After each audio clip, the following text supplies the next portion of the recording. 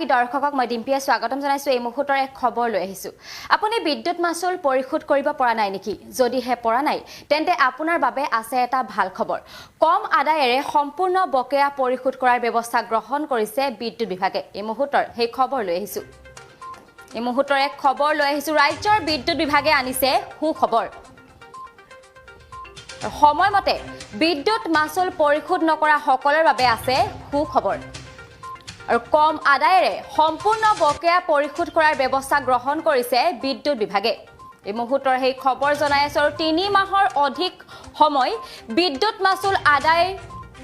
হৈ থকা গ্ৰাহকলৈ সুখবৰ এই মুহূৰ্তৰ সেই খবৰ জনাইছো আৰু অনাদায় মাচুলৰ ওপৰত আৰোপ কৰা কৰ কৰ্তন বিদ্যুৎ বিভাগৰ আৰু পূৰ্বে অনাদায় মাচুলৰ ওপৰত আৰোপ কৰা হৈছিল কৰ কিন্তু নতুন ব্যৱস্থাৰ জৰিয়তে 100% কৰ কৰ্তন বিদ্যুৎ বিভাগৰ এই মুহূৰ্তৰ সেই সুখবৰ লৈ আহিছো আৰু 25 ফেব্ৰুৱাৰীলৈ গ্ৰাহকে লাভ কৰিব এই সুবিধাৰ আৰু ৰাজ্যৰ বিভিন্ন প্ৰান্তত এতিয়া মাচুল সংগ্ৰহৰ ভ্ৰাম্যমান কেন্দ্ৰ আৰম্ভ কৰা হৈছে এই মুহূৰ্তৰ সেই সুখবৰ লৈ আহিছো কিনো ৰাজ্যৰ বিদ্যুৎ বিভাগে আনিছে সুখবৰ সময়মতে বিদ্যুৎ মাচুল পৰিশোধ নকৰা সকলৰ বাবে আছে সুখবৰ এতিয়া কম আদায়েৰে সম্পূৰ্ণ বকেয়া পৰিশোধ কৰাৰ ব্যৱস্থা গ্ৰহণ কৰিছে বিদ্যুৎ বিভাগে আৰু 3 মাহৰ অধিক সময় বিদ্যুৎ মাচুল অনাদায় হৈ থকা গ্ৰাহকলৈ এই সুখবৰ লৈ আহিছে বিদ্যুৎ বিভাগে আৰু অনাদায় মাচুলৰ ওপৰত আৰোপ কৰা কৰ কৰ্তন বিদ্যুৎ বিভাগৰ আৰু পূৰ্বে অনাদায় মাচুলৰ ওপৰত আৰোপ কৰা হৈছিল কৰ কিন্তু নতুন ব্যৱস্থাৰ জৰিয়তে 100% কৰ কৰ্তন কৰা হৈছে বিদ্যুৎ বিভাগৰ ফালৰ পৰা এই মুহূৰ্তৰ সেই খবৰ জনাইছো আৰু 25 ফেব্ৰুৱাৰীলৈ গ্ৰাহকে লাভ কৰিব এই বিশেষ সুবিধা ৰাজ্যৰ বিভিন্ন প্ৰান্তত ইতিমধ্যে মাচুল সংগ্ৰহৰ বাবে ভ্ৰাম্যমান কেন্দ্ৰ আৰম্ভ কৰা হৈছে আৰু যদি আপুনি 3 মাহলৈ পৰিশোধ কৰিব পৰা নাছিল তেন্তে আপোনাৰ বাবে এই মুহূৰ্তত সেই সুখবৰ লৈ আহিছো কিয়নো বিদ্যুৎ বিভাগে এক সুখবৰ লৈ আহিছে আৰু কম আদায়েৰে সম্পূৰ্ণ বকেয়া পৰিশোধ কৰাৰ ব্যৱস্থা বিদ্যুৎ বিভাগে গ্ৰহণ কৰিছে আৰু 3 মাহৰ অধিক সময় বিদ্যুৎ মাচুল অনাদায় হৈ থকা গ্ৰাহকলৈ এই সুখবৰ লৈ আহিছো আৰু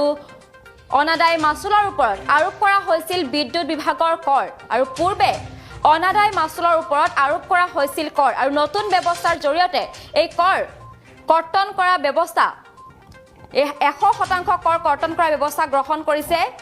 বিদ্যুৎ বিভাগে আৰু 25 ফেব্ৰুৱাৰীলৈ গ্ৰাহকে লাভ কৰিব এই সুবিধাৰ ৰাজ্যৰ বিভিন্ন প্ৰান্তত ইতিমধ্যে মাচুল সংগ্ৰহৰ ভ্ৰাম্যমান কেন্দ্ৰ আৰম্ভ কৰা হৈছে এই মুহূৰ্তৰ সেই সুখবৰ লৈ আহিছো কিয়নো ৰাজ্যৰ বিদ্যুৎ বিভাগে আনিছে এই সুখবৰ সময়মতে বিদ্যুৎৰ মাচুল পৰিশোধ নকৰা সকলৰ বাবে এই মুহূৰ্তত এটা সুখবৰ আছে আৰু কম আদায়েৰে সম্পূৰ্ণ বকেয়া পৰিশোধ কৰাৰ ব্যৱস্থা গ্ৰহণ কৰিছে বিদ্যুৎ বিভাগে আৰু 3 মাহ অধিক সময় বিদ্যুৎ মাচুল অনাদায় হৈ থকা গ্ৰাহকলৈ এই সুবিধা আৰু অনাদায় মাচুলৰ ওপৰত আৰোপ কৰা কৰ কৰ্তন কৰা হৈছে আৰু পূৰ্বে অনাদায় মাচুলৰ ওপৰত আৰোপ কৰা হৈছিল কৰ কিন্তু নতুন ব্যৱস্থাৰ জৰিয়তে 100% কৰ কৰ্তন বিদ্যুৎ বিভাগৰ আৰু আমাৰ হাতত আছে ভাষ্য এই মুহূৰ্তত ভাষ্য আগবঢ়াইছো গ্ৰাহকসকলৰ সুবিধাৰ্থে 100% অধিক শুল্ক ৰেহাই আঁচনি এটা ঘোষণা কৰা হৈছে ইয়াৰ আগতেও আছিলে আপোনাৰ 20,000 টকাৰ ওপৰৰ যিসকলৰ জমা আছে ধন তেওঁলোকৰ কাৰণে 6% ৰেহাই এটা আঁচনি ঘোষণা কৰা হৈছিলে এতিয়া আকৌ নতুনকৈ বিবেচনা কৰি 100% 100% আপোনাৰ সুত ৰেহাইৰ এটা আঁচনি ঘোষণা কৰিছে যিটো আঁচনি থাকিব 25 ফেব্ৰুৱাৰীলৈকে আৰু কালি এজন কনজিউমাৰ আহিছে কালি আহিছে তেওঁৰ প্ৰায় 62,000 টকা জমা হৈ গৈছিলে তেওঁ লাইনটো কাটি থোৱা হৈছিলে বহুত দিন তেওঁ এই আঁচনিটোৰ কথা গম পাই পিনে তেওঁ আহিলে প্ৰায় 25,000 টকাৰ অধিক শুল্ক ৰেহাই পাইছে মানে যিসকল ধৰক গ্ৰাহকৰ 3 মাহ বা ততোধিক বিদ্যুৎ কটা আছে আৰু বহুত টকা জমা হৈ গৈছে তেওঁলোকে গোটেই সম্পূৰ্ণ 100% সুত ৰেহাই আঁচনি পৰা মানে বহুত লাভান্বিত হ'ব বুলি মই ভাবোঁ আৰু